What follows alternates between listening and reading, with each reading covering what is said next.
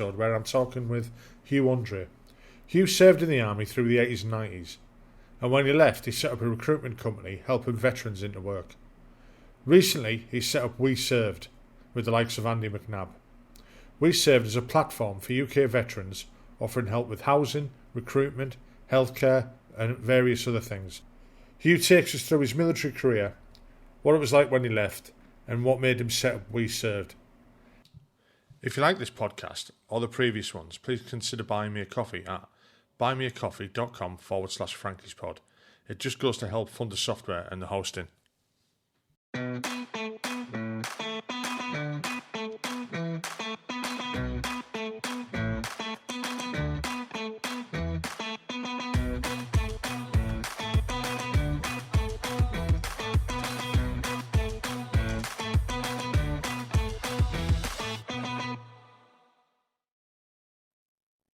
Hi, welcome back to the podcast.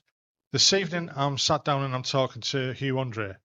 Hugh joined the army in 1987, served with the Queen's Regiment and the Prince of Wales Royal Regiment later on once they'd amalgamated. Hi Hugh, how are you doing? I'm good, mate. How are you?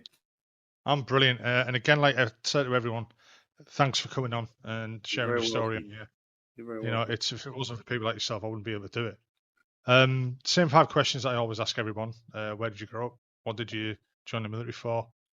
What was it like? Why did you leave? And what have you done since? Which I'm really looking forward to that bit. Because people won't know what's coming. So if you just want to give us the start off where you grew up and why did you join the military? So, first of all, thank you very much for inviting me to do this. I feel humbled and I feel very honoured. And I hope that what I say tonight will inspire others to realise that all of our lives sometimes can be shit, but it's how we deal with it that will be judged. And I am a Rupert, once upon a time. I was born in Surrey to what I would describe probably a lower middle class family. My old man was a sales guy for Esso. My mum had been in the Wrens. And let's bear that in mind later. My mum had been in the Wrens. My mother was Lord Mountbatten's secretary during the Cuban Missile Crisis. And at that time, in the early 60s, NATO was based in Oslo. And we'll come back to that later, when I took my mother back there one last time before she passed with dementia. So my mother had been in the Wrens, and my grandfather had been the captain of a frigate in the Royal Navy during the Second World War. And I, of course, was the black sheep. I didn't like getting wet, so I thought I'd join the army. And I ended up in a fucking wet trench, but that's another story. So I grew up, I was born in Surrey. I grew up in the early years in the Midlands, in Kenilworth, and then my father was in the oil industry, and the oil industry got battered in the 70s, and with pressure from my late grandmother, my father moved to the Middle East. He moved to a place called Sharjah, which is now known as Dubai, in 1977, when I was 7 years old, and so I got sent to boarding school when I was 7. And to this day, I ask myself, why did my parents do that? When my sister got taken with them, and whilst they were over there, my brother was born. But look, I got sent off to boarding school at 7. It was fucking tough. I got bullied. I was small when I was younger. And it was a case of sort of survival. And whilst I was there, it was the first time I had to endure, I guess, pain. Myself and 2 other boys every night, well, not every night, but if we were caught talking, got dragged out of our dormitories where we were sexually abused by a teacher. So that was a very tough time for me. But it was a time that really, it kind of sculpted me. It started building the resilience that set me up for later life. I can remember to this day who that teacher was and what he did. Believe it or not, many, many years later, when I was on the infantry staff, Medicine Hat, Bathurst, Canada, I went to Calgary Airport to return back to the UK for my grandfather's funeral, and I bumped into that same teacher. He used to abuse me after lights out in that room with the faux leather chair. And trust me, I can remember it all. But, we cracked on, and I left prep school in Ramsgate, and I went to a school in Canterbury, which I loved. I loved being part of a family. I didn't see much of my parents. I had no relationship really with my father. My father was born in India. He was brought up in a very, very strict Catholic family. And my father used to beat me and knock me around and throw me down the stairs and shit like that. In fact, the first time I ever had an asthma attack is after he drowned a load of puppies, I think, and dragged me into a shower. Wow. Told me to calm down and put me in a cold shower. But, all I'm going to say is this to anyone: before you judge your parents, work out where they came from. Work out the way that they were treated.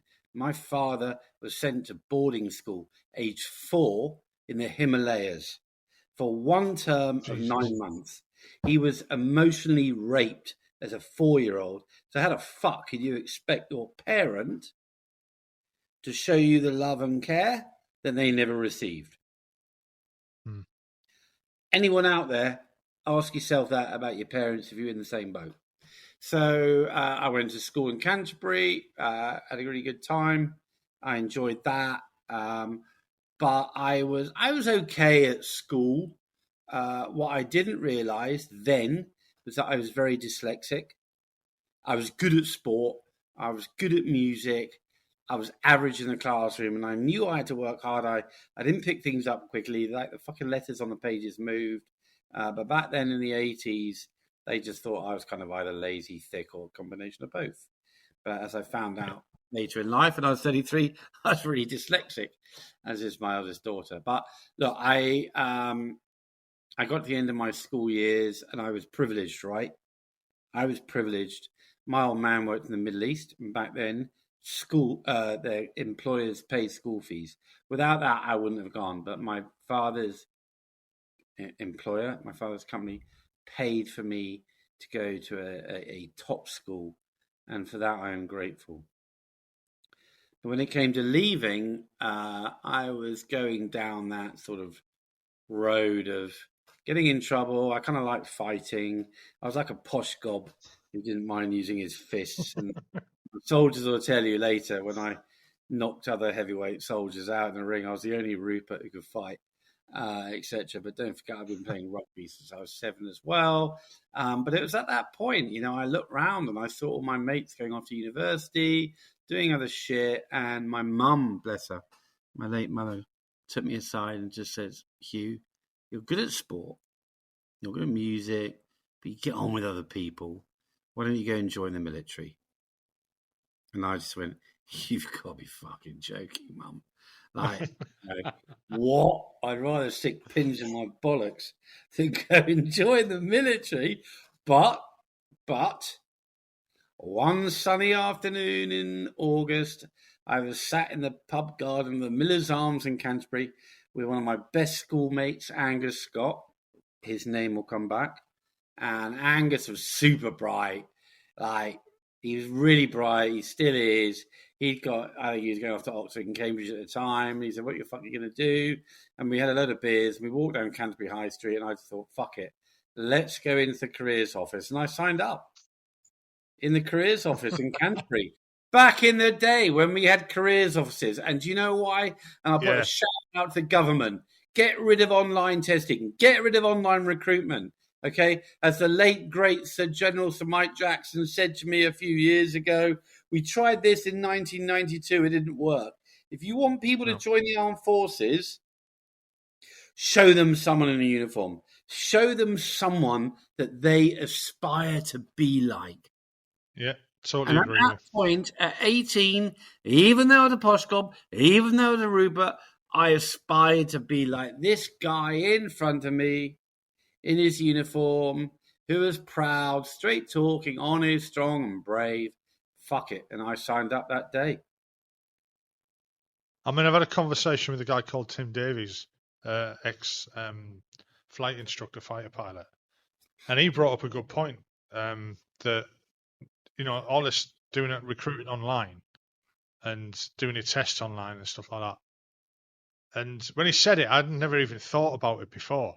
But he's right. Not everybody's got access to a mobile phone or even a laptop or the internet. Not everybody. There's, like he said, there's levels of poverty in this country that we don't appreciate because we're not in it. And these people out there who can't afford nothing. Did you say he was he in the RAF? Yeah, he was in the RAF, yeah. Well, try this one for then size, Frankie. The average numeracy and literacy ability of a 16-year-old today joining the infantry is that of an 11-year-old. Yeah, has been for many years. No, actually, when Andy McNabb joined, it was that of a 7-year-old. Well, the last job I had in the military was working with the RCMO, and I used to do the education cohorts. Yeah. And that was 2009 to 2012. And the average reading age there of recruits was about 11 years old. Yeah. And it shocked me when I found out. Yeah, and so what's the MOD? That's not disparaged to them. No, of course not. There's no such thing. There is no such thing as a stupid, thick child. There is only an uneducated child. Yeah. I mean, we tried pushing them through education levels, but that's all. That wasn't my job. I couldn't do more than that, really. I could just monitor them and say. But then the MOD subcontracts recruitment to Capita, which puts a 36-page online application. Yeah. Who the fuck can be bothered with that? Like I said, it puts people off, and not everyone's got access to it. Correct. But that is where the military is, and it was when I joined back in 1988. The military and the British military today is, and remains probably the greatest example of social mobility in this country, maybe in Europe, maybe in the world. I speak to guys. I have soldiers who were Lance Jacks corporals when I joined, and who today have left as lieutenant colonels and colonels. It didn't matter where they went to school. Yeah, I mean, it doesn't matter. It doesn't happen for everyone. I mean, it never happened for me. What I loved about the military is it promoted on ability. Yeah. I must have. So I had that sort of schooling. I had the abuse. I went up to senior school. I was brought up by my late grandmother. That was my safe place. And at 18, I left school and I joined. I applied for the army. I was quite good at sport, and my regiment came down and, unbeknownst to me, watched me playing cricket and rugby and that, and they offered me a place in the regiment, and I applied to RCB. I turned up. I'll never forget. There were 250 applicants. I can remember sat in front of this colonel, and he said, "What do you know about the army?" And I went, "Fuck all." And he said, "Well, what do you mean?" I said, honestly, I don't know fuck all. I couldn't tell you the difference between a corporal or a brigadier. He said, "Don't worry, we'll teach you that." And of that 250 who turned up, I think about 20 of us passed. And I got offered a regular commission. I couldn't believe it. So next thing I know, I turned up at the Chappie factory. Go, fuck it. I got into Sandhurst. I got kicked out of the CCF. I didn't know the difference between a corporal or a brigadier, but someone somewhere saw something in me. Yeah. So what was Sandhurst like then when you turned up there? Best year of my life. Yeah. Was it a shock? No. You didn't know what you were expecting. No, I'd been at boarding school at 7, Yeah, I've fair been enough. abused. So I was used to a colour sergeant, and it was a breeze for me personally. It was an extension of school, but I got paid. I could drink beer, shag birds, have a laugh, and that was absolutely brilliant. I loved it. It was the best year of my life. I see all the adverts. Born in Blythe, made in the Royal Navy, fucking bang on. Going to Sandhurst made me. And by the way, let me just tell you this.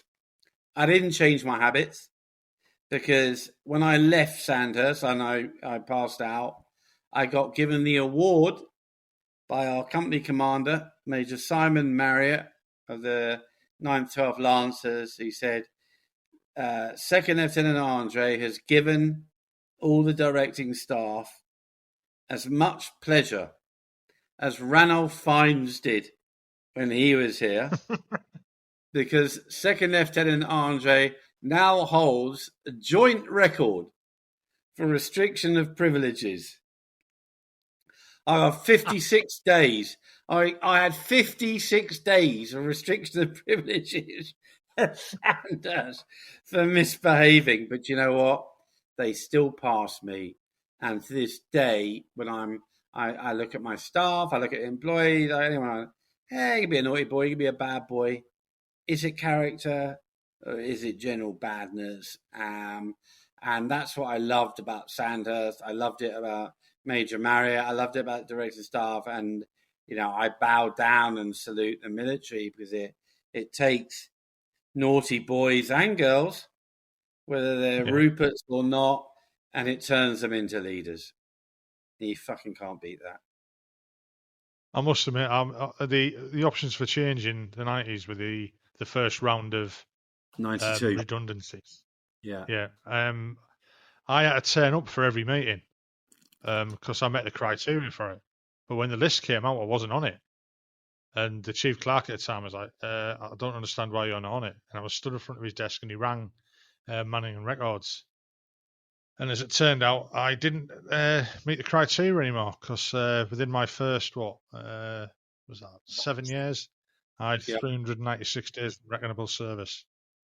I was a bit of a naughty boy. So I got away with being made redundant. I was going to take it, to be honest. I think a lot of people were like, "Yeah, that's big money. I'm taking that." Are you glad? Are you glad you didn't take it? Oh yeah, of course. I mean, I did. I mean, like I alluded to earlier. I mean, I did 27 years all in uniform, and I got out as a full screw. I wasn't. Let's say the shining light. You know what I mean? But I was happy. I kind of got offered promotion, and I went, no. I think for me, and it was said to me by one of my full screws when I was a young gunner, and he said, like, the best rank in the army to be is a bombardier or a full screw. So because you've got the respect, you've got the power that you need, and you haven't got all the bullshit that comes with it.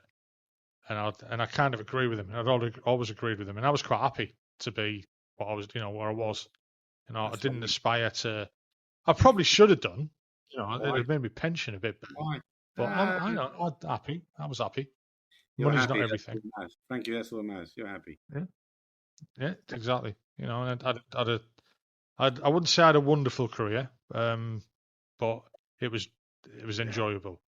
I had more laughs than lows. I had a soldier in 1990. He joined, and I'm not going to mention his name. And he left, I think, 3 years ago. What's that? 2021. He joined as a private and he left as a private. And he never wanted to be anything else. He was more experienced. He was more experienced than every commanding officer that came through, like 15 years after he joined.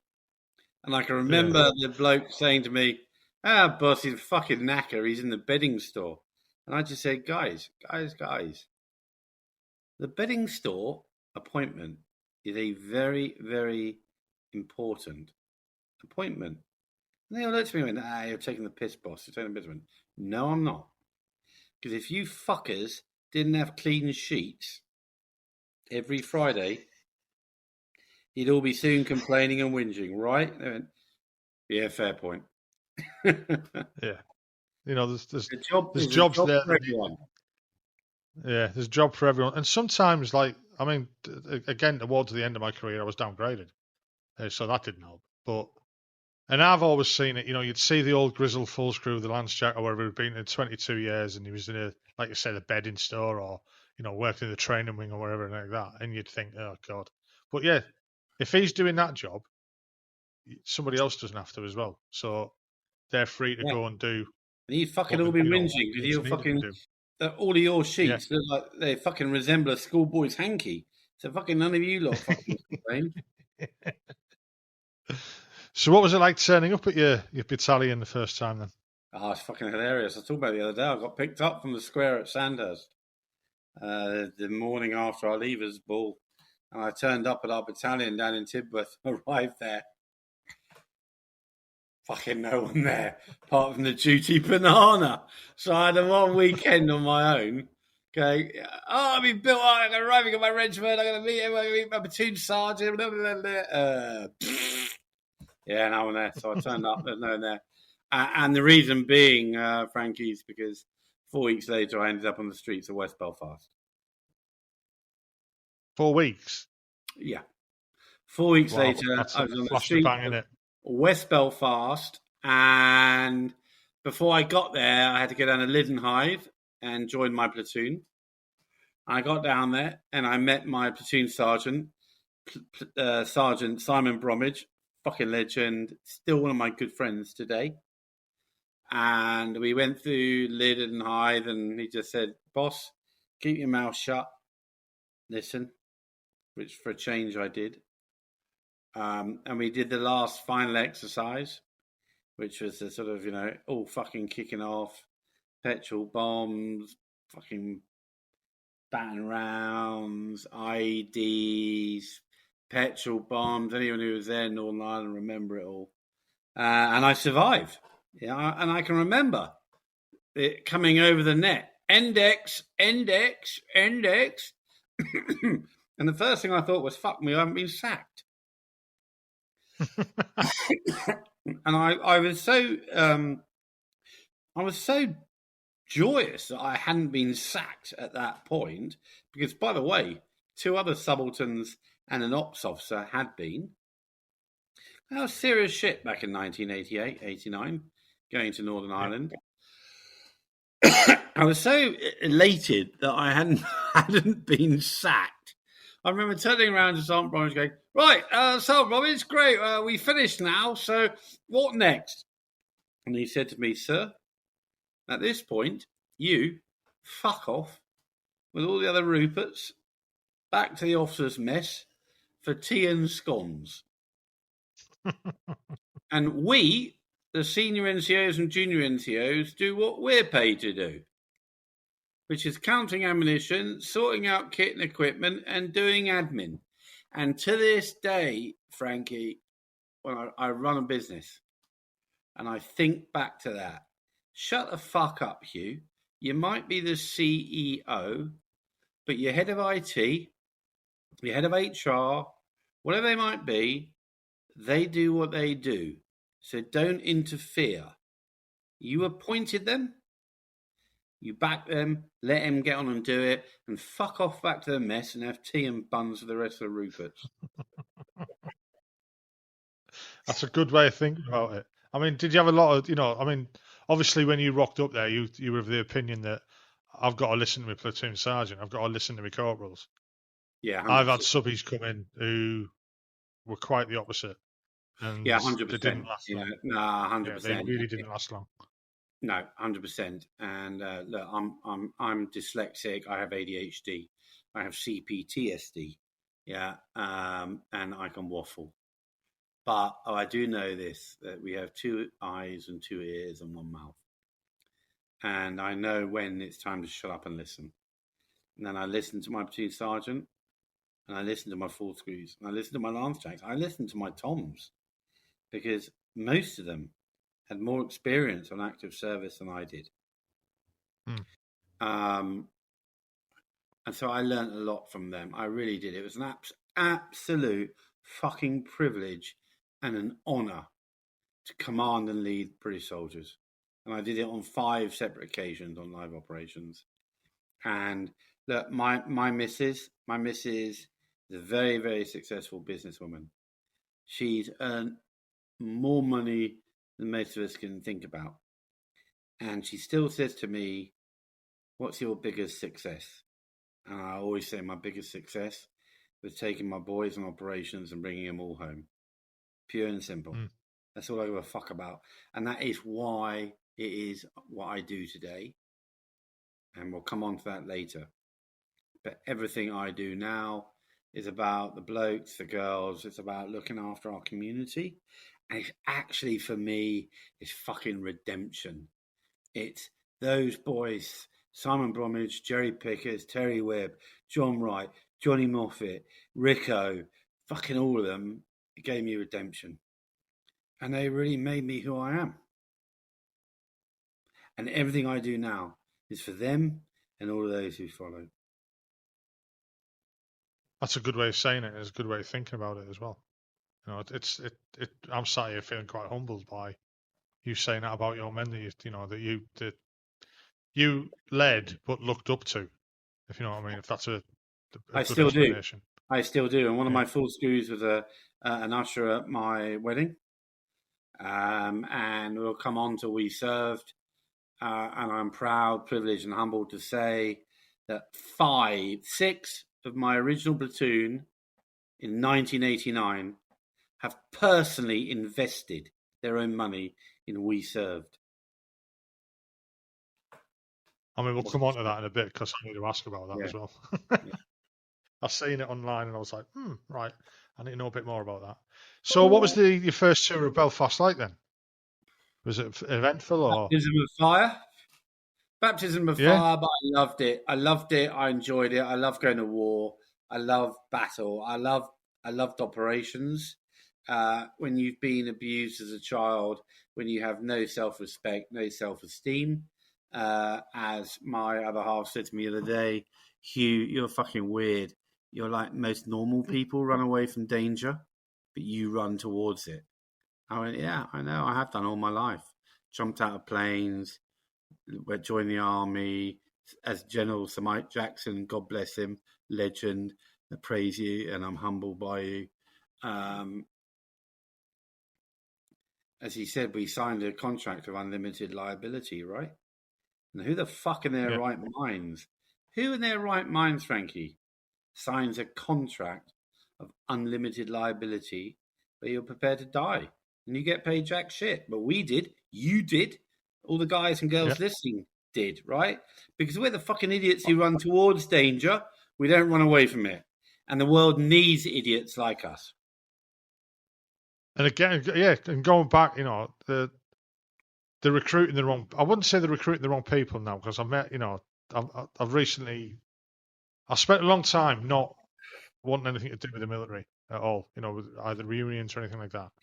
And it's only recently since I started doing this that I've got more involved in it. Yeah. And I went to a reunion and bumped, met some of the serving soldiers, what they brought over from the regiment, who's not far, it's not far away from us where we're at. And they're no different than what we were. People say, "Oh, we're recruiting the wrong people." We're not. No, we're not. These are the people who want to join the military. They are the same as what we were. Correct. They're just the same. Correct. We're not getting enough of them. Don't get me wrong. We're not getting enough of them. You know why we're not getting enough of them? You know why we're not getting enough of them? Do you know why we're not getting enough of them? Because we're not fucking looking after them when they leave. Yeah. Why does the American military not suffer from a recruitment problem? And I'll tell you why. Because one, they give an education to individuals who cannot afford to pay for it in the civilian world. And secondly, they get healthcare for life afterwards. And that's why they never have a problem with recruiting. And if we started looking after our veterans in the fucking way they deserve and the way that they've earned it and the way that they should be, we'd be recruiting people into the military. No problem. If they know they're going to be... I think there's more issues than... Yeah, there's more issues than just just that. I mean, it's again, it's the old. I don't really want to go into it, but it's the diversity and you've got to recruit from here, you've got to recruit from there, you've got to get more of these, and you've got to get more females, and you've got to get more But what's ethnic wrong with that? minorities and stuff like that. Frankie, what is wrong with that? There's nothing wrong with that, but I don't think we're kind of excluding people or making people feel as though they're excluded and not wanting to join. Well, are you or not saying? Are you put that foot through the door. Is that because you're suggesting that positive discrimination is being applied? Well, it was by the RAF, and that was proven. Wow, but I think I don't think it's bad now, but I think we did go through it. Meals. Yeah. But I mean, I think we did go through that. We did go through positive discrimination in recruiting. I saw that. I can't say whether it isn't. Yeah, I understand where you're coming from on that, and I think, and what I'd like to say at this point is, the military cannot and should never be compared to the civilian social world. Yeah. Okay. Yeah. Because in the civilian social world, we don't fucking ask people to go and die for their country, right? No. Now, I had this conversation with a couple of lads at work the other day about females in the front line. Now, I know females are able to pick up a weapon and pull the trigger. I know that. Okay, I've got 2 daughters. I have 2 daughters, and one's just come back from 3 months living in a jungle. That's 3 months longer than a lot of blokes I know can do living in the jungle. Yeah. However, it is not their problem. The problem's with the blokes. Because if I was running into the enemy fire, and I've got a woman one side of me and a bloke the other, and we all know under fire, you keep going forward. You don't stop, even for casualties, yeah? You got to keep up the tempo. Yeah. Keep up. I know that if a woman to my right was shot, I would stop to help her, whereas I wouldn't stop to help the bloke next to me. Because I'm just a fucking bloke. And I'm a bloke with 2 daughters, and I know that my male... it's like when I see women getting hassled on the street, I always step in. Always step in and say to bloke, let it go or you're going down. Do I do it when blokes... I understand exactly what you're saying. Do I do it when blokes getting hassled? No, I can't give a shit. Yeah. So... I mean, I think that's an age thing as well, It's not just a male thing. I don't think it's an age thing. No, I think it's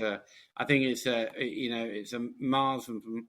Men are from Mars, women from Venus. I just think it's one of those things. But I think what the military has to recognize is that they cannot, we cannot have people smoking dope, taking hallucinogenic drugs, and handling live ammunition. No. We cannot have a platoon commander having a relationship with one of his or her corporals. And then when push comes to shove and you're deciding which section to task with taking out that machine gun position, saying, actually, I think I'll get Frankie to do it because I'm having a relationship with Joan. Now, I know as much as we'd like to think that doesn't happen, it always has done. And I know that's really basic, but I think those are fundamental rules that the military conducts itself by, that we just cannot apply social values into the military when we're asking military personnel to do things that those in the social civilian world would never be asked to do. True. It's not, like you say, it's not a normal job. It's not a normal way of life. Apples and pears. You can't compare it. Yeah, I've spoken to people who've never experienced the military, and say, well, and the whinge about people, going on about the veterans this, veterans that, stuff like this. I've had people approach me on TikTok and on Facebook and that, and say, he's all bleat on about the veterans and everything, and how it's just a job. Well, it isn't just a job. It's a total way of life. That's why a lot of us suffer when we get out. We don't know. We're indoctrinated. institutionalized. Were they bleating on to you about LGBTQ plus community? No, funny enough. No. Oh, yeah. But yeah, well, I mean, No. I know what you're saying. Or But it's just like bleating on? Were they it bleating isn't. on It to you isn't about in our Black life. Lives Matter? Were they bleating on to you about Black Lives Matter? No. Yeah, Do you know what I yeah. mean? But I know what you mean. It's our community. But it's just You care about them. yeah, yeah, and Who gives a fuck? Who it's gives a took me fuck quite a what while to anyone else realise thinks? that I do. Yeah. You know what I mean? Who cares what anyone else thinks? I don't. No, it's just it's like sometimes trying to explain to people who've never experienced it, that You can't. You can't. it really isn't. One of the worst things you can say to a veteran or a squaddy is, "Oh, I was going to join the army," but you just shut up. I don't even want to know. And it's like, "Oh, I was going to do that. I was going to be this. I was going to be that." Well, why the fuck didn't you do it then? It's as simple as that. No one made me join the army. I just decided. I had two brothers in the military, and Yeah. I think it was more of expected of me to join. But nobody made me. Nobody said, marched me down to the careers office and said, Yeah. "You've got to join." I And wasn't in that's trouble why- or anything like that. And that's why, Frankie, one of the things that I am and my team and we are planning to change in this country is the fact that veterans are assets, not victims. Mm. We chose to join the military. Do not fucking treat me like a victim. Do not treat me like a charity case, because I am not. Yeah. And I have supported over 100,000 veterans in the last 14 years. So I'm in a position of knowledge to be able to say this. None of them wanted to be treated like charity cases. We want to be treated fairly. We want to be treated as assets, not victims. Yeah, I totally agree. That's the way That's the way I feel. It's I don't know how to explain it. I mean, you do get, and I mean, I know, and I have heard, and I have seen people say it, and they try and play the veterans card. There is these individuals will do that. Oh, I need this because I was a veteran. Well, you don't need to ask for it. You work for it. Prove them. No, I don't. You will get people. Yeah, I don't like entitlement. I don't like entitlement. We all chose to do what we did. Fucking conscription, slavery, that went out fucking years ago. We chose to do what we did. I mean, conscription. By the way, that's when I started talking about that again, I was like, yeah, right, okay. That's a quote from Andy McNabb, my business partner. Well, I mean, I wasn't going to name drop her. I was going to do that later on for you. Good lad. So what happened after your first tour of Ireland then? Yeah, I did my first tour on Ireland, got my stripes, got my fucking first dingle-dangle medal. At that point, I realised I got a bit of respect from the blokes.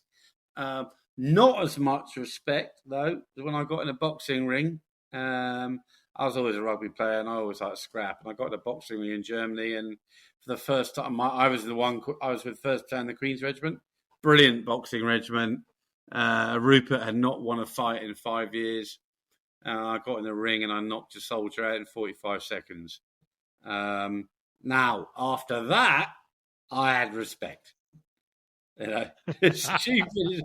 I had respect after that for what it's worth. I got through to the heavyweight finals where I lost on points to the great man Peter Klusnik. AK, if you're listening, buddy, love you. AK beat me on points, but we stood toe-to-toe for 3 rounds and beat the shit out of one another. I came out of the ring, fucking headache, and I remember I walked all the way back to the officers' mess in Minden, and when I got there, realised I'd driven to the fucking gym in the first place. My car was still there. It was still so I did all that. I went to Canada. I served in Bosnia, which is welcome to the world of genocide. That was something else. And then at that point, of course, we had all the options for change, what have you. And my regiment, the Queen's Regiment, was disbanded, and we amalgamated with the Royal Hampshires. Great regiment, fine bunch of lads. We became the Princess of Wales's Royal Regiment, and I had the good fortune to meet Princess Diana, have lunch with her, meet her firsthand, watch her eat all her food, and she was wonderful. And then I went on SAS selection. I went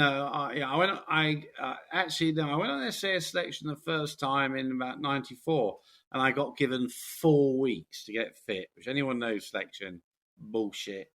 I got through to test week, broke a bone in my tibia, and that was it.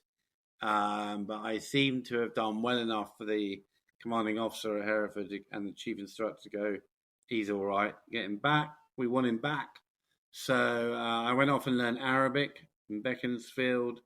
I then went back on selection, and I was absolutely breezing it, cruising, and I always did the winter course because I was a bit of a lump and I didn't like the heat, and I like the cold, and I had nightmares, but I was absolutely pissing it. Dinger Pring, anyone who's read Bravo 20, there was McNabb and his number 2, Dinger Bell. Dinger was my chief instructor, and we got on well, and cruising it, and I got cocky, and I thought I knew where I was going, and I was going over the Brecon Beacons, and I was in a blizzard, and I didn't check my compass, and I thought I knew where I was going. I did VW Valley twice, fucked up, went over time and got binned. And when I look back, it was a salutary lesson. Sometimes you think you know what you know, but you don't know. And you need to slow down and you need to check pace. And I didn't. And I fucked it up. Overconfident. Yeah. I'd been there. I could draw you a diagram now, the Brecon Beacons. But in a blizzard and a whiteout, and you're there all day on your own. And I realized where I was. I made, do you know what? No excuse. I made the wrong decision. And the decision I made cost me hours, and I went over time and I got failed. And go on back a little bit. What inspired you to go for selection then? I got bored. I get easily bored. I've got ADHD. I was bored of the Green Army, and do you know what? I had dreadful reports in barracks, but when I was in Bosnia, Northern Ireland, when I was on operations, I got really good reports. And it's like that today. When I'm up against it in business, I'm at my best. When it's quiet, boring, dull, I'm like, devil makes work for idle hands, right? And that's why I did it. So going back a little bit more, you mentioned Bosnia. Yeah. I went there for the first time in '95, and it opened my eyes. It was, and I've mentioned it in many previous podcasts because it's one of my bugbears that it's almost been forgotten. We had, it happened in Europe. I was there in '94. Yeah. We deployed to Gordy in '95 and ended up on Mount Igman. Yeah. For the Tatum Accord and that, which was interesting to say the least. My first ever contact. But it opened my eyes to how bad people could treat other people. It was horrendous. Yeah. And sometimes it's not what you see; it's what you've seen the aftermath of it, and understand what's happened. When you've gone through that village and you know that, the week before people were living there, and then you've gone through the second week and there's no roofs left on the buildings, but you know why, and it's. Yeah, I was there. It's the one that affected me. I was in LO. I had oversee body exchanges. I had to go up on the front line in Tishan, Zavdavici, Maglyfinger, and report back who's being killed, where, how, what.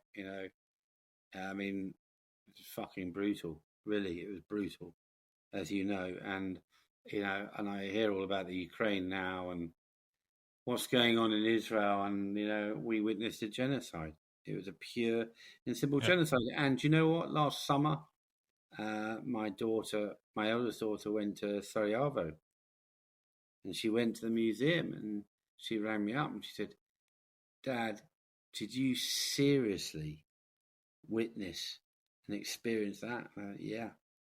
And she said, "Oh my God." She said, "I had no idea." She said, "It was Yeah. kind of like a mini Holocaust." I went, "Yes, darling, it was. It was fucking brutal." And, okay, I was there, but I so often lie in bed at night and think to myself, what's the news and reporting on what happened in Bosnia the same as it is in Gaza or Ukraine? I don't remember that. I don't No, remember I it. mean, remember, I don't remember you it. see, I don't yeah, remember it being like that. And yet we were watching, kids have their heads chopped off. We were watching heads being crossed with daubs of blood. We were watching, a genocide. We were watching just shit. The worst thing human beings could do to one another. And I don't fucking remember the government writing checks for 2.5 billion or anything like that. I really don't. Maybe my mind now is cloudy. Maybe I've forgotten. I don't know. But Frankie, I yeah, don't because it didn't remember. happen. Because it didn't happen. I mean, I remember, you'd see the news and you'd see. I mean, to be honest, I mean, I said to the wife at the time, this I want to go there.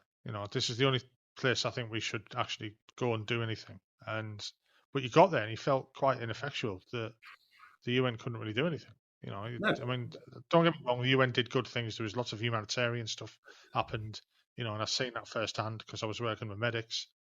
We had quite a clever doctor we were working under. I mean, I'm not a medic. I mean, I was the artillery. The and we went out and did humanitarian visits and helped people and stuff like that. And I've seen that side of it where the UN was doing something, but you went out to other places where you seen what was happening and you felt as though you just couldn't do anything because you weren't getting shot at. So you just had to allow it to happen. And you just, that's got to fucking grind people's Yeah, shit. You know what I mean? you're handicapped, right? Yeah. And once it changed, and we got up, we changed berries to a different glue, and it was, the gloves were off. Then it was different, and they soon fucking scarpered more or less. I wouldn't say put an end to it because, people are talking about it still trying to rear its ugly head now, even now. There's still that animosity. There's that nationalism that people want to bring out, and there's people trying to, trying to stir it up again. Fucking, you think they've just had enough, but it's the same anywhere around the world, I suppose. There's more conflicts going on now than people People always say, realize. I get really irate when people blame religion on Mm, causes for war. And I said to my daughters, it's never about religion. Religion is a fucking excuse. It's about power. It's about it's about money. power and greed. About power Yeah, and about money. And I said, and I'll give you the example, Bosnia. In Bosnia, the Croats and the Muslims owned 30% of the land, but within that 30%, there was 70% of industry. The Serbs had 70% of the land, but within that 70%, there was only 30% of the industry. So they yeah, wanted the land, the industry, and it's no different in Northern Ireland. Whether you're east of the ban or west of the ban, it's all about power. It's all about money, and religion's just an excuse. It's yeah. a fucking Totally alibi. agree. Totally agree. So once you'd returned from your selection, did you go back to your unit, or was that it for you? Did you? No, as I said, I got quite badly injured. I got sent on an Arabic course, and I went back to Northern Ireland where I was on a 2-year tour, and I met a young lady, surnamed Murphy, from a family that the military didn't necessarily approve of, but I fell in love with her, like you do. I met her on the Ormeau Road in Belfast, I fell in love with her, and I remember that her family were really unhappy. They weren't Republican. They were nationalist, maybe Republican with what I call a small R, in that they didn't believe in violence, but they did believe in a unified Ireland. And for the record, I believe in a unified Ireland too now. And I fell in love with her, and she wanted to get out, and surname was Murphy, and she was treated quite badly by British officers, and I decided to call it a day. So I left. And I left, and I moved to London with her, and that was the end of my military career. But I'd never forget Simon Napper, who was then head of SF in Northern Ireland, saying, Hugh, whatever anyone says, what you're doing for relationships, between all parties is far more constructive than building schools or roofs, because actually, it wasn't about being Catholic or Protestant. It was just about, I was sent there to do a job. I wasn't there because I dislike Catholic. I wasn't there because I dislike Protestants. My fucking job. I got sent there. I'd much rather be in London playing rugby, having beers with my mates, than having the shit kicked out of me in Northern Ireland. Fair And enough. so I left. So how did you find the transition from military to civilian? Well, that's a really good question, Frankie. I arrived in London. I was homeless. I slept on sofas. I was lucky, being a Rupert. I had mates, I had a bit of a network and that, but I had nothing. I had nowhere to live. I had no doctor. I had no credit history. I was like invisible. And I got a job on the circuit. Yeah, I went into security because I knew how to do that. I looked after the Spice Girls, Jamiroquai, Chris Evans. I met every rock band under the sun, looking after Chris Evans and the program TFI Friday. And that was kind of dog shit work. I looked after the Brit Awards the year after Jarvis Cocker jumped on the stage and started taking the piss out of Michael Jackson.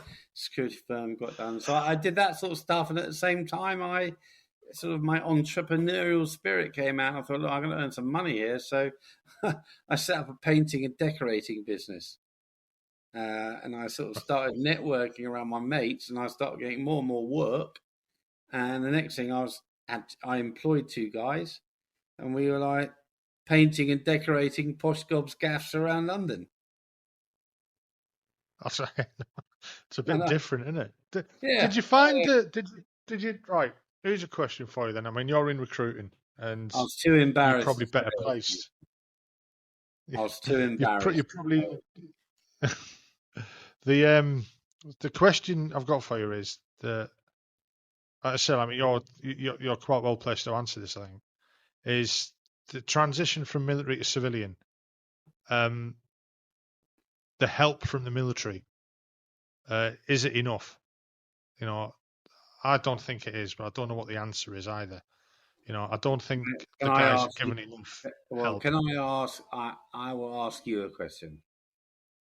Yeah. Is it their job?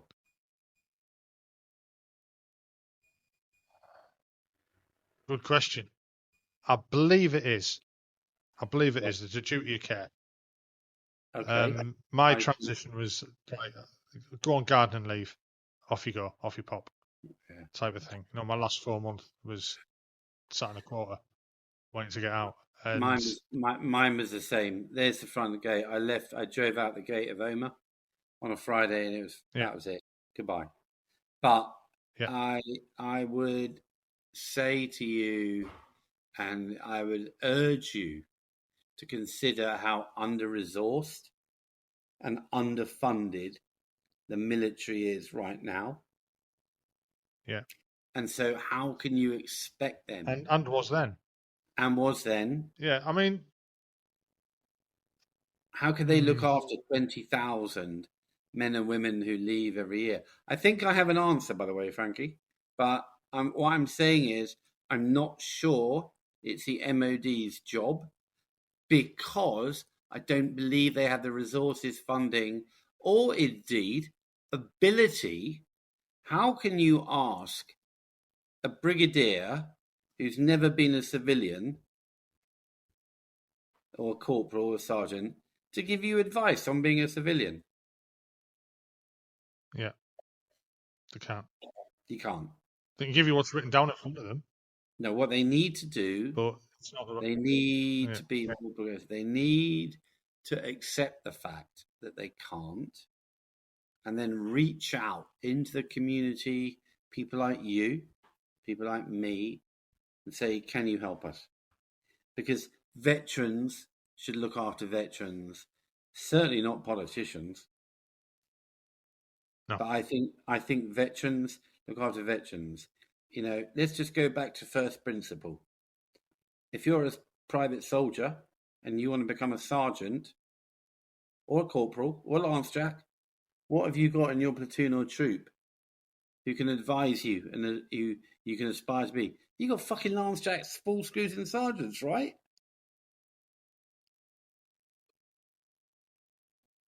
So ask them. Yeah, Correct. So seek come and their advice. come and Yeah, ask yeah. I us. know exactly where you're going with Come it. and ask us and let us help and support.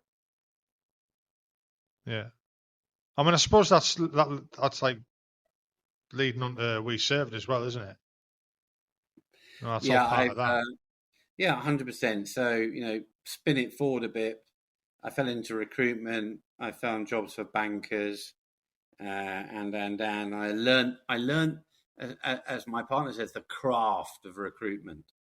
And recruitment gets a hard time, but a bit like estate agents do, right? But we all know if you get a Yeah, good estate agent, you don't let them go. If you get a good yeah, recruiter, don't let them go. I'm very fortunate. My other half is far smarter. She's far cleverer. She's a uber successful recruitment professional who's run a global business, and she's always said to me, "Recruitment is a craft." And a bit like soldiering, it is. It's a craft. And I learned the craft, and I was good at it. So in 2007, I exited the recruitment company that I helped to set up called Imprint, and I got a nice check, not enough to retire, but more than I'd ever had in my life. It allowed me to pay my mortgage right down, which was only 9 years after leaving the military, and I put 250,000 of it into setting up a new recruitment business. Thought, give it a go on my own. And I started it in 2007, 2008. First year it went great guns. And after about a year and a half, I had 30 people working in the business. But more importantly, what I was doing, I was building a temporary recruitment company. So every week we would pay our temps. And then at the end of the month, you send your client an invoice for the salaries that you've paid them and your margin on top. And then all the bad news started happening. If you remember, in 2008, the financial crash. And I remember the day I got a phone call from my old mentor saying, "Have you got any exposure to Barclays Bank?" And I said, "Well, I've got a company loan with them." He said, "They're in trouble. Get out." And literally the next day, my phone went, and they said, "You've got £200,000 startup, the loan, etc." in the company. I went, "Yeah, no, that's right." They said, "Well, we want it back." I said, "Well, I haven't got it. It's invested in the business." And they said, "Well, you've got 6 weeks to take it back, or we're going to take your house." bloody hell. Well, I couldn't muster up £200,000 in 6 weeks. And then what happened next is 4 companies that had been my clients, one after another, pre-packed on me, meaning they'd run out of money, owing me all that money I've been paying for temps, one after another.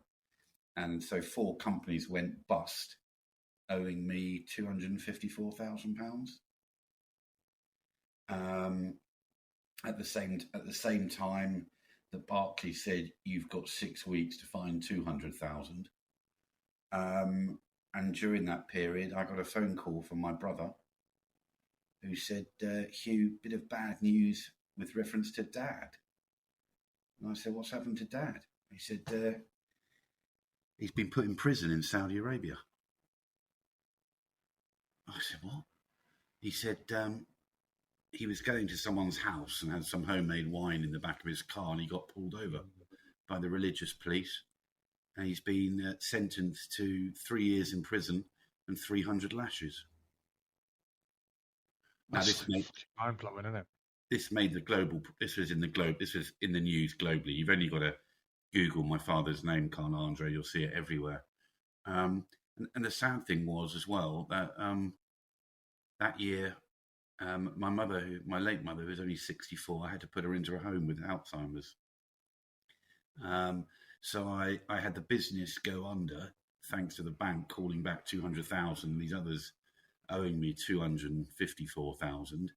My father had been put in prison in Saudi Arabia for 3 years with a promise of 300 lashes, age 74. And I had to put my mother into a home with Alzheimer's. So 2008, 2009 were really dark times for me. Really dark. I can imagine, yeah.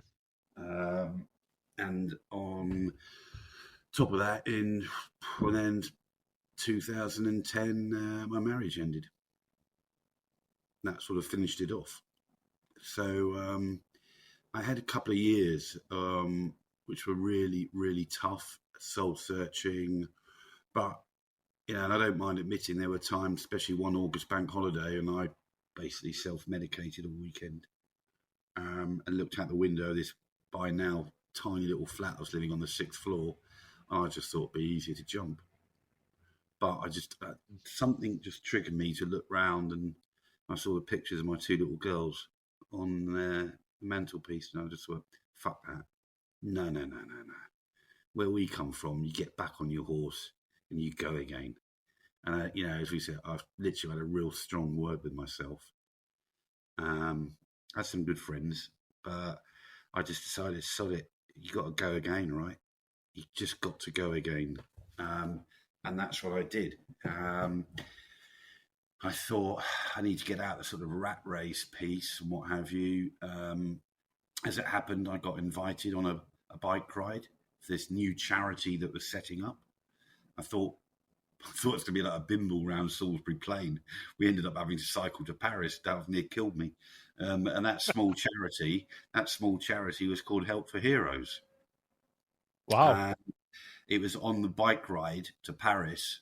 I'm looking at all the lads there, missing arms, legs, with a smile on their face, just grateful to be alive. And I just thought, right, you just need to have a bit of a reset in your life and think about what you want to do. But more than that, why you want to do something. And that's when I came up with the idea of Force Select. I thought, I'm going to help these lads and lasses. What do I know? I know recruitment. I'm good at recruitment. I've got a lot of contacts and what have you. I'm going to help these guys get jobs. And so I came up with the whole idea of Force Select. I approached General Sir Mike Jackson, God bless him, and Andy McNabb, and said, look, I've got this idea. I know about recruitment. I'm a good recruiter, and I've got contacts. General, you can walk me in the front door of the Ministry of Defence, because that will be helpful from a credibility perspective. And, of course, when you've got Andy McNabb and all his followers and his presence, then, of course, he was a Sun columnist. It was a magic blend. And we launched the business in March 2010. And since then, frankly, we've helped over 100,000 veterans, and we've put over 4,000 into employment. And I mean, that's amazing to jump back into that when you've donated over 107,000 to smaller military charities. But you know what? I was saying, to come back like that. But it was the lads. The lads. But it's all about the lads, And I say it in the media. I say it on the television. I had the privilege and honour of leading the finest soldiers in the world. And I was a Rupert, right? And I look at the ads on television about, I was born in Grimsby but made in the Royal Navy. It wasn't the army that made me. It was my soldiers, actually. And I'm proud to Yeah. say that today, many of them are still my friends. Half of them, many of them, not half, but many of them have invested in We Served. So there's extra pressure for me. I don't want to let them down. But if you look on, you'll see material going out and what have you, and it's all about trust. And they've gone, I trust the boss. I trusted him then. He looked after us. We looked after him. And I trust him now. And he'll look after us again, and we'll look after him. And I think, that's the single biggest message that I give to anyone out there. People say, what is it about the military? It's the trust. It's the family. It's a tribe, No one dies for their country. We all know that. You fight with the bloke next to you, the bloke to your left, the bloke to your right. Ultimately, that's what it's about. And as I said yesterday on Talk TV, this whole issue over the poppy and the LGBTQ plus enamel. But no. I said, we all bleed one colour, and that one colour is red. Yeah. One poppy, it's pure. We are all one. We don't care whether you're gay, lesbian, whether you're black, white, pink, red, blue, whether you're vegan or a basket weaver, whether you're Hindu, Sikh or Muslim. We are one family, and we look after one another. We celebrate together, and we commiserate together. And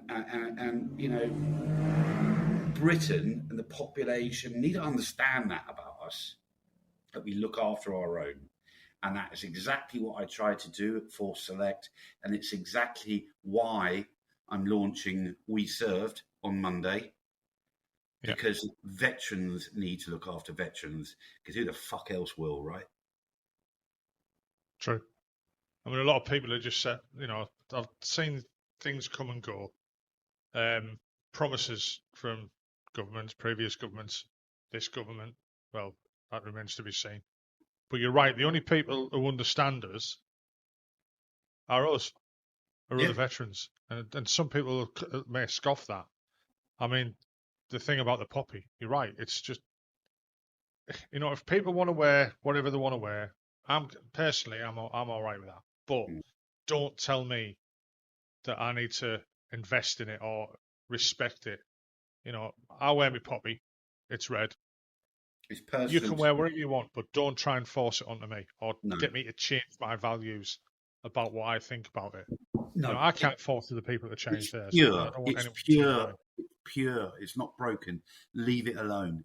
And, all this stuff that's come out of the Legion this week, honestly, I'm like, what point are you trying to make? Why create this noise now?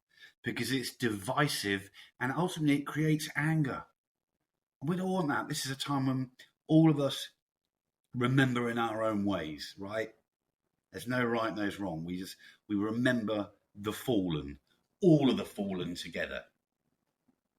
And I think, that's a good reflection on what we're trying to do now. You're right. Since I launched Force Select, I've seen 8 prime ministers come and go. And now I won't do, look, I say all the time, in fact, McNabs does it well. We get invited to all the different political parties in Gangulis. And they always try and ask us, they're always trying, well, who do you vote for? Who would you, and we always say the same thing. We answer to the sovereign. And whoever the sovereign appoints, that's who we will work for. Because ultimately, we're political whores. Yeah. Yeah. Yeah. I like the way you put that. Yeah. I mean, I've been asked like that before. We're political whores, but it's a great get out. It's a great slope shoulders. Yeah. I don't want to be talking about politics. What I want to talk about is getting veterans jobs, make sure they've got somewhere to live, make sure they've got the right training so they can progress in those jobs, get more qualifications, make sure that they've got the right healthcare, the support. Or if they haven't, they know where to go and get it.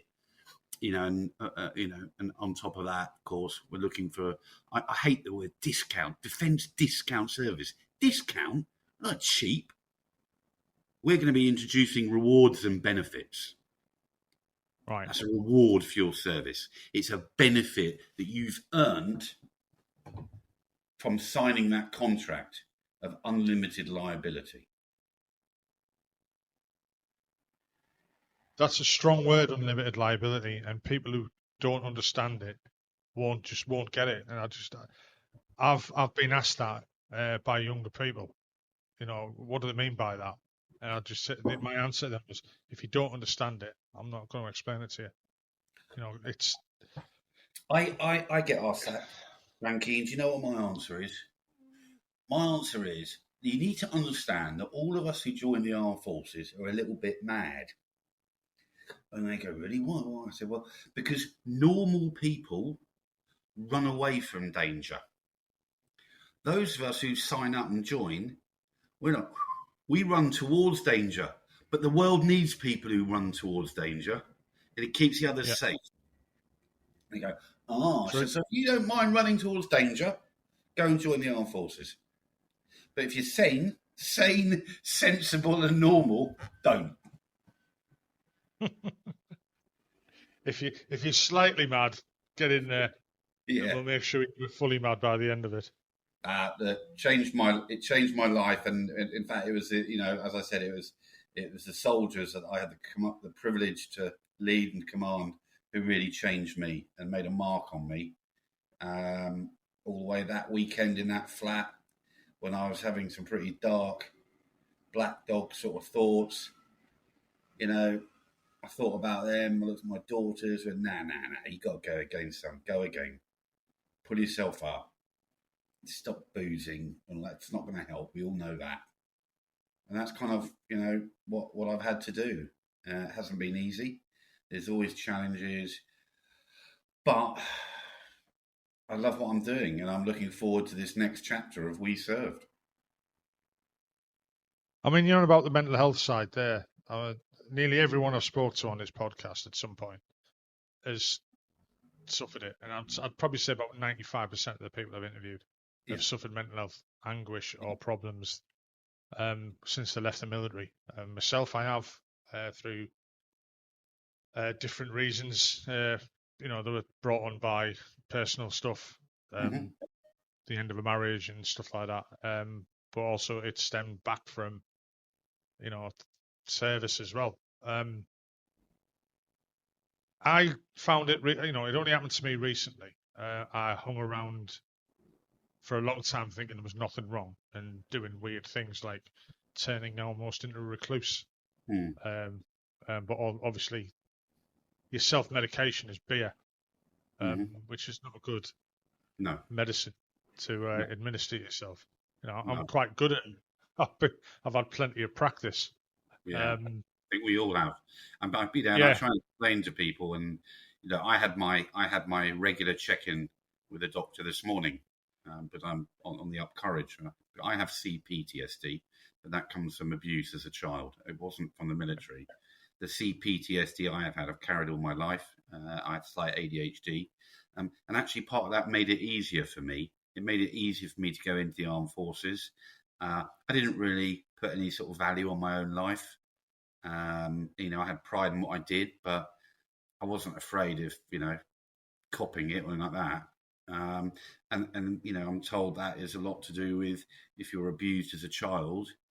I spent the whole of my life thinking it was my fault. And of course, where I'm at now is actually it was the teacher at school after lights out, and someone in my own family is very close to me. It's their fault. They were the bad people, not me.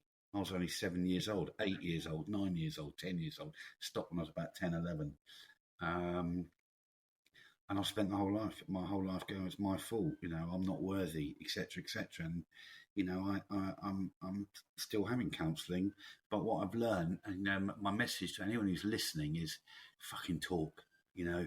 I'm 55, and the doctors and the shrink are like, oh my God, have you ever talked to anyone? I went, no. And, mine came to light last year because my youngest daughter tried to take her own life. And then we got her through that, and she's strong, and she came out of it. And then she went on her very first holiday with her best friend to Cyprus. And I can't go into it in detail because it's too painful. But what's the worst thing any father thinks about happening to his daughter? That happened to my daughter. Yeah, I get it. Had I a drink understand. spike, that happened, and I'm like, the fucking rage in me. And no, I made a couple of phone calls, bang, bang, bang. I'll find this guy, ring up a mate as a spook, get in my phone, find the guy. I'm going to go and make sure he never, ever, ever touches another woman again. And do you know what, Frankie? One of my old corporals said, boss, don't do it. Don't do it. I don't blame you. Any father, any mother would have the same thoughts and want to do the same thing. Don't do it, because you will end up in prison and it will make it worse for your daughter. Bang, yet again, one of my corporals, Jerry Pickers, legend. And he talked the sense, and that's what triggered it for me. It was nothing to do with the military. It was wham to my daughter, just triggered it, that abuse thing again from when I was a child. So it's but talk, and I said, people, you've got to talk about it. It's really important. Can I ask, from you deciding to get help, how long did it take before you were like into the system, start getting counselling? No, a few months. Yeah, a few which months. is better than what it used to be. I mean, it was a couple of months for me when I finally got in. I didn't know where to go, and I'm like, I'm meant to be like a reasonably smart Rupert. I've been working in the community, and actually, I'm like ringing up fucking combat stress, and then they go, no, wrong one, wrong number. You need to ring up Op Courage. And we're going to be signposting this on We Serve, but just a little plug here, Frankie. So on our app, on the We Served app, which is launching on Monday, from the 1st of November, anyone on it will be able to access 24/7 GP service. Yeah. Here it is, healthcare. And I've seen it. I've already signed up.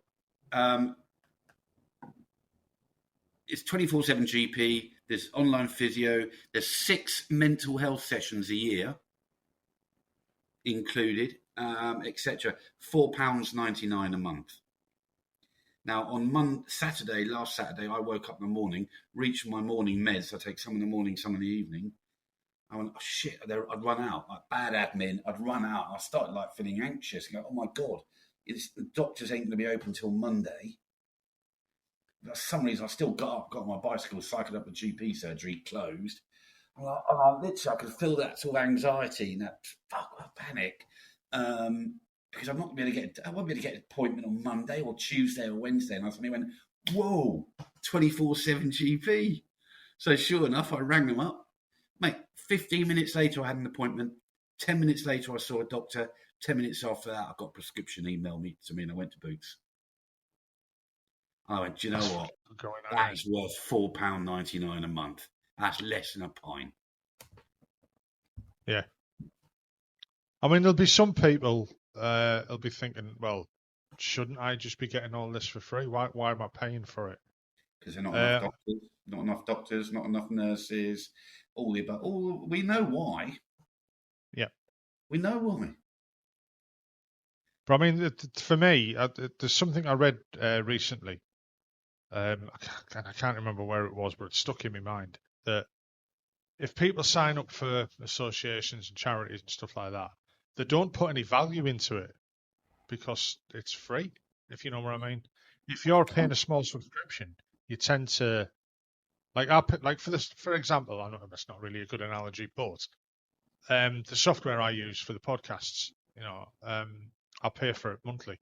Of course you do. It works out for me, and I'm glad I pay for it.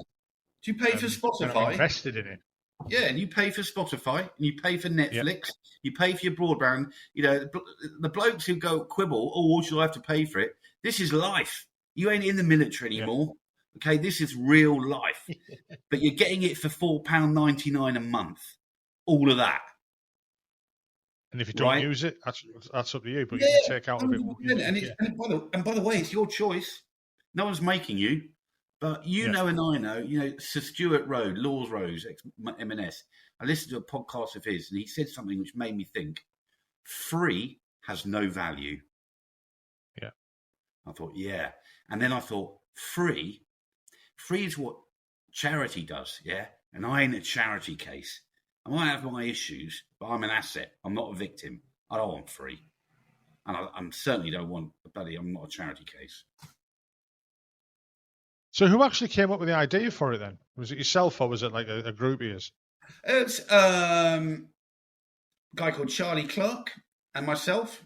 A true story. I got a big Harley Davidson. Charlie and I went for a spin.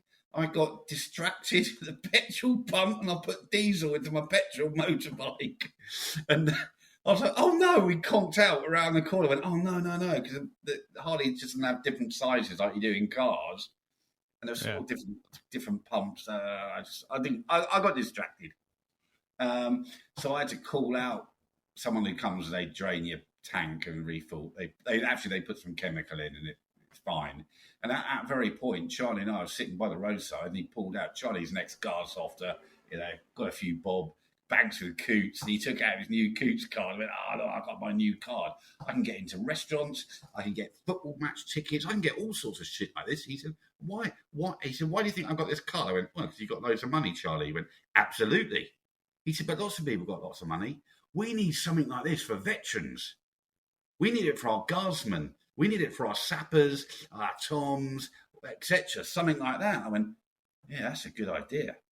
And then a friend of mine, Annabelle, I've known since I was 14. She's like a digital guru, been working in marketplaces, done all sorts of things. And she said, Hugh, how about putting it all together? Jobs, training, housing, healthcare, financial legal support, rewards, benefits, and also creating a whole community, a safe community platform. Facebook meets Instagram meets TikTok meets Discord, something like that, because we've got to cover all that. My daughters say, Dad, no one uses Facebook apart from old people. Like, yeah, good point. But we are. I was like, yeah. I said, but we have a broad church, right? We got lots of different age groups. We've got veterans who are 20 and veterans who are 80. So we try and look after everyone. But that's really where the idea. So it was like Charlie, myself, Bells, etc. And I thought, yeah, we sat down and we then surveyed about 213,000 veterans. And we asked them what they want. We asked them, do you feel valued? Yes, no, a little bit, no.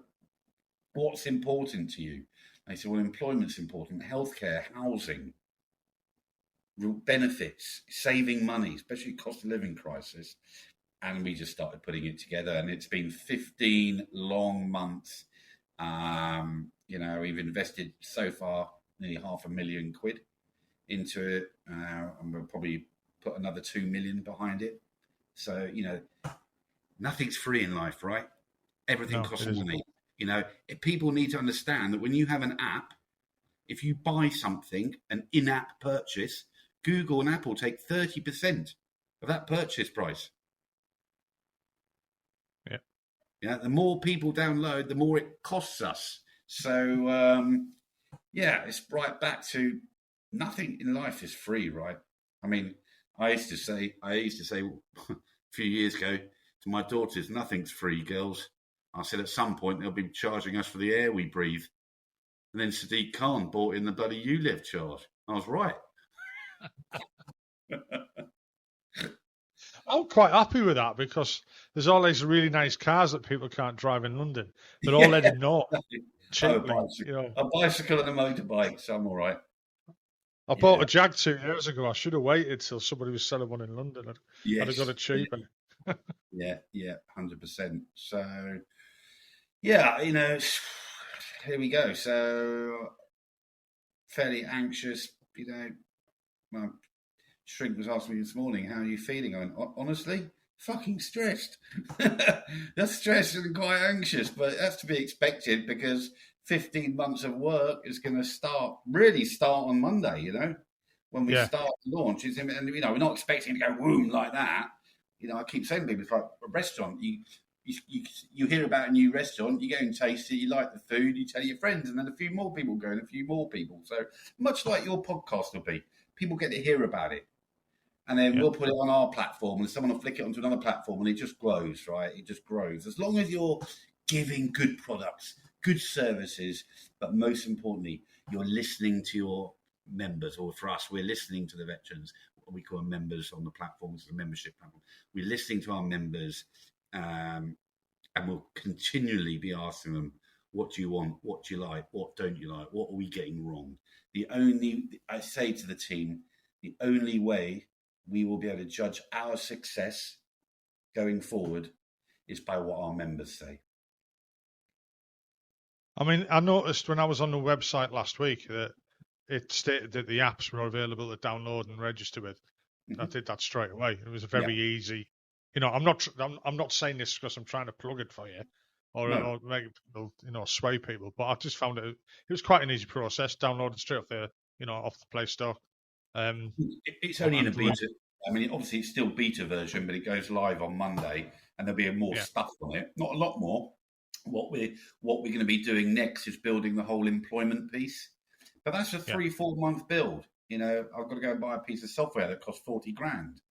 We've got to be able to allow companies, like we just signed a contract with EasyJet. They can plug an API in the back, upload their jobs, and then veterans can apply directly. And we'll have sort of AI working with it, all sorts. I'm not going to sort of spoil Christmas early, but it's going to be an ongoing process of evolution and development.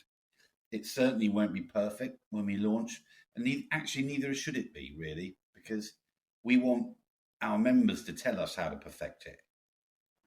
Oh, they'll tell you. If there's something wrong, they'll tell you. Yeah, and we've got 3. We've got a membership team of 3 who will be there to answer emails. And I said, look, as long as we get back to everyone within 24 hours, I'm not saying for a moment we can go straight back to someone. I'm very lucky that I've got 3 ladies who said, look, we're going to help for the first month. Don't want to get paid. We just want to help and just get it going so we can sort of find our way a little bit. What other future plans have you got that haven't been, well, I don't know if you want to say it. I was going to say other plans that you haven't mentioned yet. You've obviously got secrets in the background or whatever. Yeah, we've just signed an MOU to deliver 10,000 social housing units over 15 years for veterans and their families and the homeless. They'll be net zero sustainable, where we will also be able to provide funding for them. So they get really, really cheap mortgage. They have to keep it for, the kind of guys buying them and flipping them like they were like the old NATO cars in Germany. That's the whole point, We end up back with the problem we got now. But that's going to be really special. 10,000 homes to start over 15 years. I've got a great guy lined up to start developing our training offerings so we can start offering different training courses relevant to the jobs that people want to apply for, and help them make sure that their through life training continues really, and they get the support. Or it might be, I'll give you a really good example. We've been doing a lot of recruitment of ex-RAF engineers who are like Typhoon Eurofighter engineers, and we run out because there's only X amount of Typhoons and Eurofighters. And we're going, shit, everyone's in Estonia, everyone's on the eastern flank of NATO, etc. What do we do? I'll tell you what we do. We go and get all the lads and lasses who are in their 50s and 60s and trained on Tornado, and we retrain them and upskill them. Oh, and by the way, they can go work in the Middle East, in Qatar, tax-free for 2-3 years, top up their pension. Yeah, form an orderly queue around the block. How keen were they to do that, right? Yeah. No, of course. Wise, not everyone's the same. I mean, how are you now with your own mental health? I mean, obviously the stress of setting research and stuff like that. Well, what I've learned over the last 6 months is sort of to recognise the red flags. I recognise, like this morning, I was feeling really quite anxious, quite stressed. I was getting a lot of noise. I could feel myself starting to get a little bit wound up, and I went, right, stop. Get on your bicycle, go for a bike ride. And I cycled around. I do cold water swimming, which has been my saviour. And I went and got in the Brockwell Lido, and I did 20 minutes swim. It's not that cold, it's about 14 degrees at the moment. But for some people, that's like bloody freezing, right? But I tell you what, I get out of that and it's just like rejuvenated, because the cold triggers the dopamine, serotonin, and endorphins in your brain. Those are the three same chemicals that create together an addictive personality. Whether you're addicted to danger, to booze, to gambling. I've become addicted to cold water, but it's a good addiction to have. And that's what I do now. I swim most days of the year, including Christmas Day and what have you. When it gets down to sort of 2-3 degrees, you wouldn't be showing off in a shower or anything like that at that point. But we have a saying: looks like a penis, only smaller. But that's what works for me. Like that one. I don't think I've seen mine since I was 13 anyway. So. But yeah, that's what works for me. Honestly, swimming in cold water, but I recognise the signs now. I recognise over the last week, I've drunk a couple of bottles of wine, and I'm like, I haven't been doing that for a while. I might have a couple of glasses, because I'm careful now and I watch it because I know it doesn't help my nugget. And I just thought, right, stop. Get in the pool, get on the bike, exercise, can't beat it. Cold water for me, brilliant, and stay off the grog. It's like you say, looking for the triggers. I found, and I didn't know they were there until afterwards. And one of my triggers is slightly OCD behaviour. Where I would all of a sudden, and it's kind of waned off now. I know that it's there, but while I was suffering, it was happening a lot. I'd think I'd either left the gas on, or I'd locked the back door, and this would happen when I'm miles away from home, and it became that strong that I had to turn round and go back, and I knew for a fact that I hadn't left the gas on, that I had locked the back door, but with discussions with the counsellor and stuff like that. What became apparent is that's part of your brain trying to protect another part of your brain and saying, right, don't think about that. Think about this. Yeah. And now I recognise that. The way I stopped that happening is I look in the rearview mirror in my car and say, shut up, you twat. Crack on. And then that gets rid of that. And that's already cancelled that bit out. Your mind's a weird thing. It's really a wonderful thing, but it's scary. And you sometimes just don't have control over it. It can do things awful to you, and we've seen it happen to people. But people have to be able to, like you said, talk. They have to be able to talk to people. Recognise the signs and also learn how to process. So I have two little methods now. When I start feeling angry or stressed, I have the 5, 4, 3, 2, 1. And I literally stop and say, I said 5 things I can see: a light, a pillow, my bear, a picture, a mirror. 4 things I can hear: a car, a train, a plane. 3 things that I can touch: a leaf, a brick wall, I don't know, my hair. And then 2 things I can smell: I don't know, my aftershave and something, the dustbin or whatever in the street. And then finally 1 thing you can taste.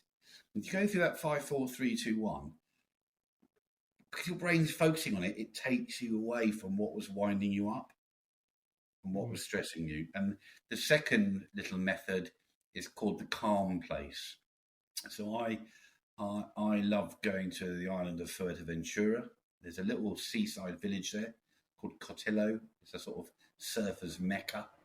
And there's one little bay where there's a lifeguard hut. And I just close my eyes and I'm sat there on the warm concrete and I've got my feet in the sand and there's rocks under the sand. And I can feel the rocks under the sand. They're like volcanic. I can feel the warm, I can hear the wind blowing and I can hear the sea. And that's my calm place. And I'll just sit and think about being there for 10 minutes. And when I open my eyes, everything's better again. I just want to go there now.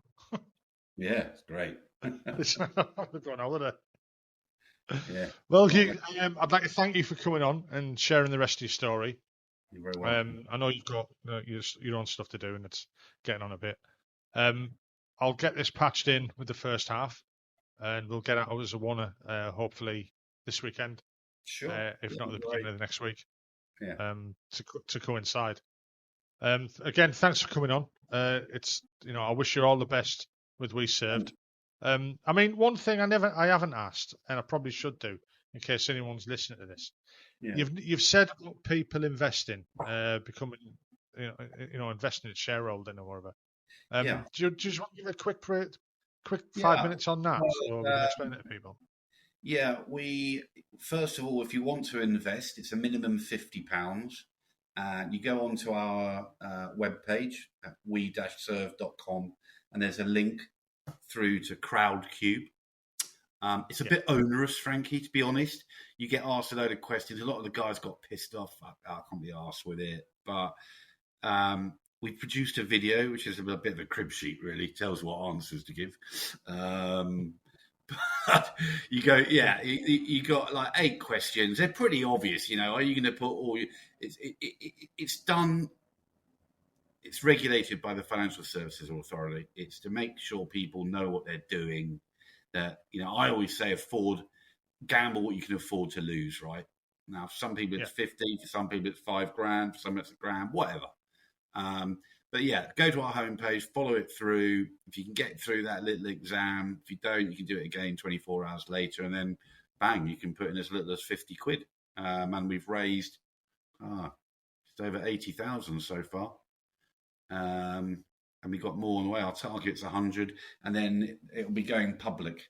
So next week it will go public on the Crowdcube platform. So if anyone's interested, please.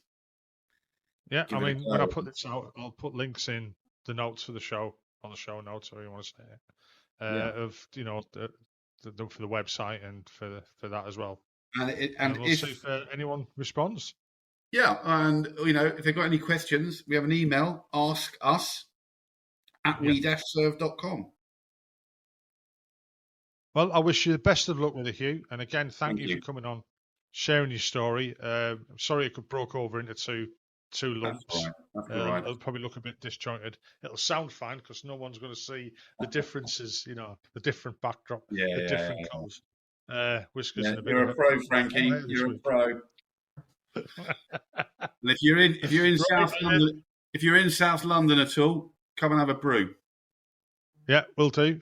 Very doubt I'll ever go there because it's that there London, and it's full of that there London people. Not that I've got anything against that. It's just nobody's smart. Southern shites. It's too much sandy. And you, mate. And you. Right. Mate. Bye-bye.